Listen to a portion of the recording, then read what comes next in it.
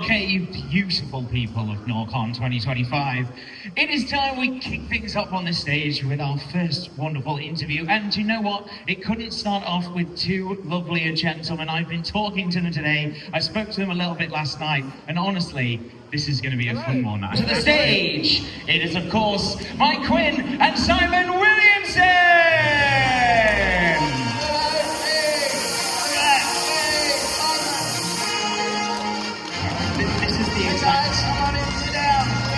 Come on in, grab a seat. There's all these seats put out for you.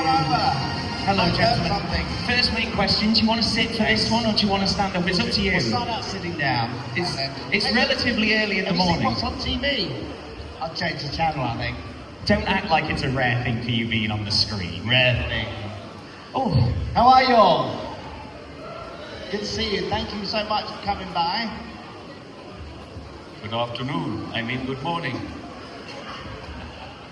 So, first of all, hello gentlemen. How are we finding NorCon so far? Have you been enjoying yourselves, meeting some lovely people? It's a nice introduction to the place. We're busy already so far, and it's great to be back in Norwich. I come from, or spent many years in Norfolk, so it's nice to be back. I'm not leaving you. Stuck with me now. I'm staying here forever. Yeah, it's so good. Everyone's so nice. I love it. And a beautiful day, right? It's great. So, gentlemen, I always like to start at the start because it's a good place to start. I know, that's as funny as it gets, don't worry, I don't play any more jokes. So, what on earth drove you to be climbing into random costumes, to be those wonderful puppeteers? Where did it all start from for you? Where did the love come from? How did you get into all of this? What's your story to begin, right back at the beginning? Oh, well, let's see. I was born at an early age, right? I don't know. Where do you start? You're born, and then and then you're born again. Well, everyone's story is slightly different, isn't it? I mean, you know, you can ask every single performer, and they'll all have a different bit of history. But for me, I started out being really into like Disney and animation and cartoons. So had I not become a puppeteer, I might have been an animator. But I had puppets as a kid, and I'd magic act. I'd do auditions as a child, and I was really, really terrible, you know. Because the thing is, when we're born, none of us know how to do anything. And clearly, when I was like 9 years old, I still didn't know how to do anything. I had a really bad puppet show with Booth thing, you know, with love puppets. But then Muppets came along, and as I became a young teenager, I sort of was fascinated because they were like living cartoons in a way. They were animation in real time, weren't they? Muppets. So I obsessed about those and made my own puppets with my pocket money. And then I learned that the Muppet Show was being made in the UK, and it was like about a half-hour bus ride from where I grew up. So I would ride my way into the studio and stalk Jim Henson. And that's how I got my start. There's a moral there somewhere, but I don't know what it is. Your turn. Well, I was doing a degree in zoology at Cardiff University, and it became apparent to me in the middle of my degree that I wasn't as interested in animals as I thought I was, and I was more drawn to what was going on in the local theatre, which was all a lot of it was mime-based stuff, and there was a pivotal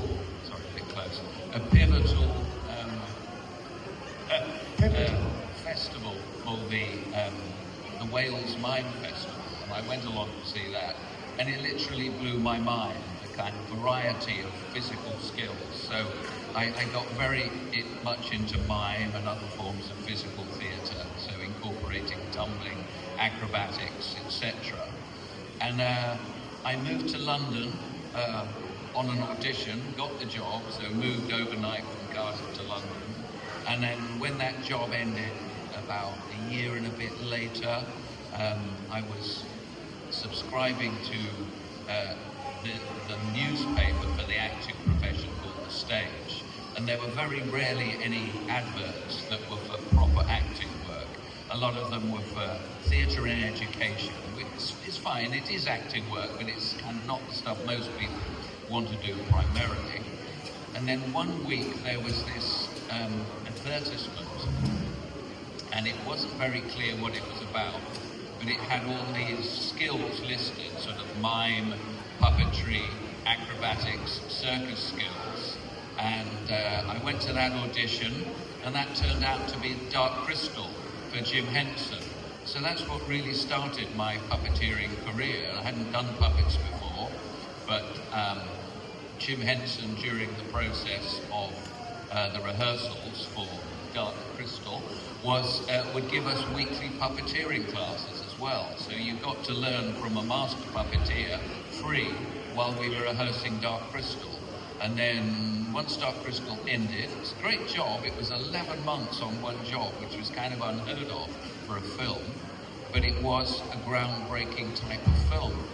And I had a couple of months off, in which I did a BBC Shakespeare.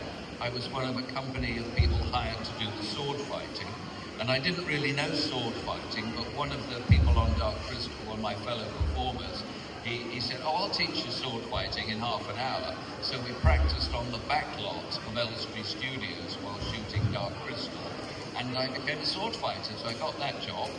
The interesting thing about that job is Henry VI, Part 2, the Shakespeare series, a fellow guest, Ron Cook, was there, so I haven't seen Ron Cook from then, about 40 years ago, until the cab ride, the car ride from the hotel to here. And then, of course, the next job was Return of the Jedi. I didn't need to audition because I'd been a puppeteer so-called on Dark Crystal. It was a straight job offer, and it was just a fantastic 5 or 6 weeks. So, did you control the nose on A Wonderful Big Blue Friend? Because I know it flops around, and I remember watching it while I was doing the research. No, the nose, my hands are occupied in his feet. So Max Rebo, despite some of the toys that came out, is not a 4-limbed creature. He has 2 limbs, his legs, and he plays the keyboards with his legs. So my both hands are occupied. So there was someone on cable would do the nose. Which Probably Bill Tibbett or someone knowing him, because he was very hands-on. I think it was Bill Tibbett pulling that cable. Might have been. And there's one scene where I think the kink is just too much, that it kind of destroys a bit of the homogeneity of the character. That's not a sentence you hear every day, is it? The kink is too much. Yeah. And my nom, which at this time is a tongue twister to say any quicker than that, was there a relief when you were told that it was changing from a sat-down character that you have to crawl up into to it's just a head you get to stand up and walk around and be the character? There's something nice about that, because then I could feel like I was part of the set, part of the actors, and I could intermingle with them and run around and fall over. And I remember falling over onto BB-8 and breaking his antenna in one scene. And there's something nice about that, yeah. Just I felt more like I was one of the guys at that point, yeah. It felt a little bit more of everything around you. Yeah, it's my whole body, you know. So yeah, it's By the way, So, I would love to do my job in a full interview. These 3 are forces of nature. Be done. Everyone go truly wild for our wonderful Doctor Who trio! Doctor Who trio, make it sound like a sandwich. Do you want fries with that? With your trio? Don't you got the beautiful moment to say a rose between 2 thorns? Oh, stop it, you. I don't have a little bit of a crush on Anita, stop it. So, hello guys, sorry, I should probably do my job at some point, shouldn't I? Everyone, Hello. how you doing? Hello, Sunday. You're doing better than that, surely. Anybody want to be Daleks today? Good? Just, all you have to do is look at the light, okay? Look at the light. Yeah? Look into my eye. No, it's good, we're on time now. There we go. Look at the light, look at the light. Look at the light, right? Okay, zap, zap, zap, zap, zap, zap, zap, zap.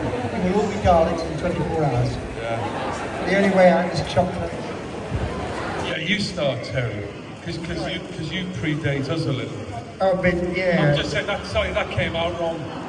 I'm not quite sure if You're the senior player here. I'm the senior. So when you were first in it, Yeah. how many years had it been going then when you were first? I was a fan at 16 when it started. Yeah, So I loved Hartwell and Tramp. yeah. And then I went off to university up in Liverpool. Yeah. And then I started Like working. Venice and the North. Well, I spent most of the time there playing in the Captain Club with the Soul Band. Did you know that? Anybody know that? This guy's a- No, I was in a band. I never Yeah. became a musician. Is it your But, soul boy? No, and then when they came round to do Resurrection, which I think came about through a strike with the guys, the techie guys, Yeah. they put the thing back a month. So the guy who was going to do it, and Michael Wisher, who was going to come back, were off doing other things. So Matthew Robinson, I just finished doing a series with down at TBS, rang me up and said, "Do you know anything about the Daleks?" I said, "Yeah, of course I do, I'm a fan." And the Daleks, yeah, I said, yeah, absolutely. And Davros, I went, That's in Switzerland, isn't it? yeah, obviously Davros. Oh, that's right, that's where we talk about the money. So I had to sit down, and he said, "That's what we're bringing back, you know. Do you want to do it?" And I said, "No, There Paul you go. McGann's a much better actor than me, so I should get him in." But that was the beginning. Thinking it was a 2-week job. And then JMT Lightweight, so I came back with Colin, came back with Sylvester, There you go. and then carried on doing it as you with Big Finish. You know. Showbiz, folks. That's the way it It's goes. basically who's available. That's it. And it always will be. Who's around, right? We're starting Monday. Who's around? That's it. Well, I've seen Yeah, your exactly. acting. It certainly isn't as easy as that. No. I mean, you're all fantastic, to be fair, over here. But yeah, was that a big moment for you, Paul, walking and being like, I'm now a part of something massive? Well, I was when I in 96, wasn't it? When I did the thing in what they now call the movie. Don't forget, or why should you forgot? Doctor Who had been off the TV. They got rid of it 5-6 years before, so that was at a strange sort of The between It was times. what the fans now call the wilderness years. It's like it is now. Yeah. It had been booted into the long grass, so that was kind of strange. So it wasn't like joining something that was always on the crest of a wave. No, it was a strange thing, and the idea was that it was maybe going to relocate. It was now going to be in North America. So yeah, it was a strange thing to get involved in. So it was kind of tense. And, nevertheless, my agent, Janet Fielding, she put me right. She said, no, this thing's still got a big future. And she did say to me that, because she'd been my agent for a few years, she said, this isn't like any other acting job. I said, well, don't be silly, they're all the same. And she said, no, this one ain't the same. This one, she said, I guarantee you'll still be talking about this in 30 years' time. And here we are. It's the truth. It's not like anything else. It has a life of its own. I still firmly believe that the BBC are missing out by not just taking, like, at least some of the audios and having just going back, having kind of like the side story of the 8th Doctor's time. Well, they could be, yeah, you're right, they could do that. They could do anything they wanted. They could go forwards, backwards, sideways. It's Doctor Who. And let's hope Russell T Davies is still in charge, but he could do that. He could basically do what he wants. We could all be back in it. We've seen already, David Tennant's come back. We've all appeared variously in Jodie's episodes.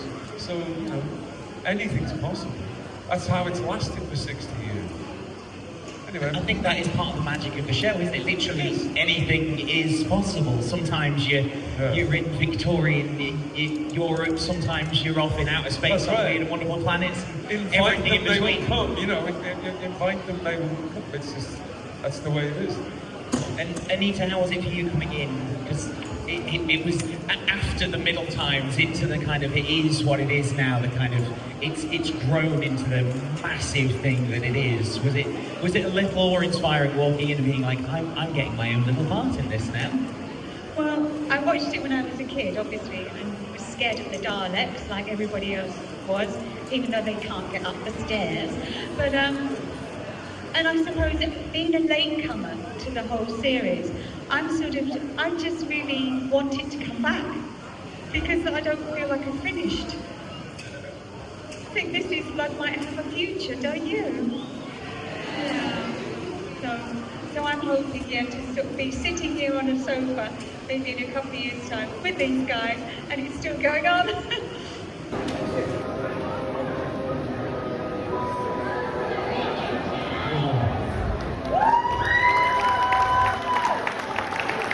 Thank you for enjoying our show, everybody.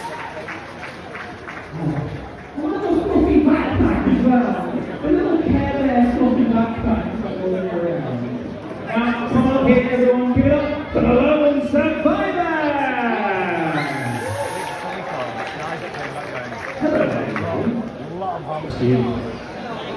Out one message for everyone. War never changes. Give it up for our Lone Survivor!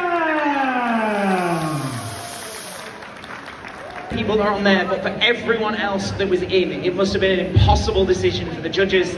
And I've got to be honest, right now, it must be even more impossible to pick out the top 3. So one final time before we bring the judges out, please go wild for all cosplayers and of course our finalists!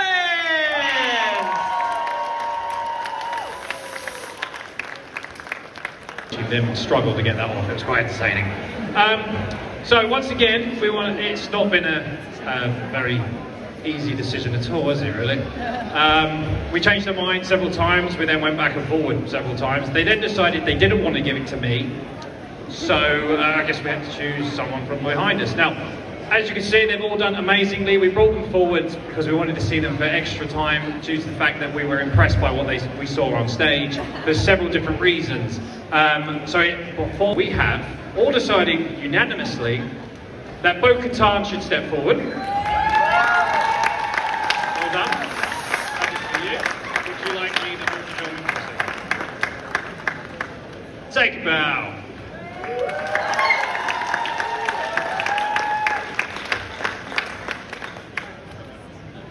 Okay, we won't keep you too much longer because yes, it has been a very, very long time.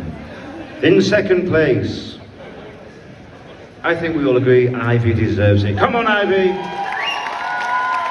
Well done, Minnie. And now in first place, I'm going to hold the microphone for her.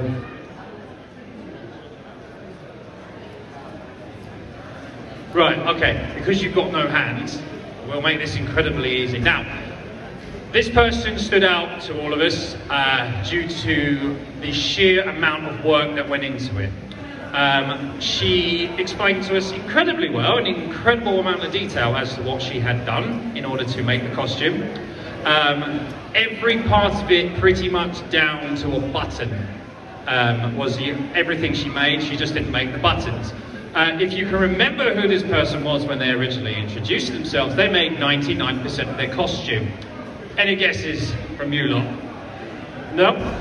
Right, we decided, due to the fact that she has shown such class and quality and the seamstress side of things, the fact that she did a lot of leather work, there's buckle work, there's, you name it, it's in there. We have chosen as our overall winner, Anna Valerius.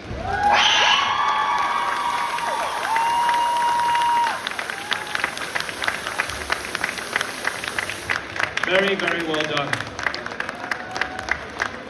Ladies and gentlemen, can you give everyone a big round of applause? And let's hear 3 cheers for our 3 winners. Are you ready? Hip hip. Hip hip. And you know what? One for luck. Hip hip. Right, because I'm a giant child, I want the shot with sparks. There's going to be sparks coming on. Make sure you get this. So one final time, let's hear it for all of our amazing finalists. Of course, our wonderful judges, and absolutely for our 3 winners!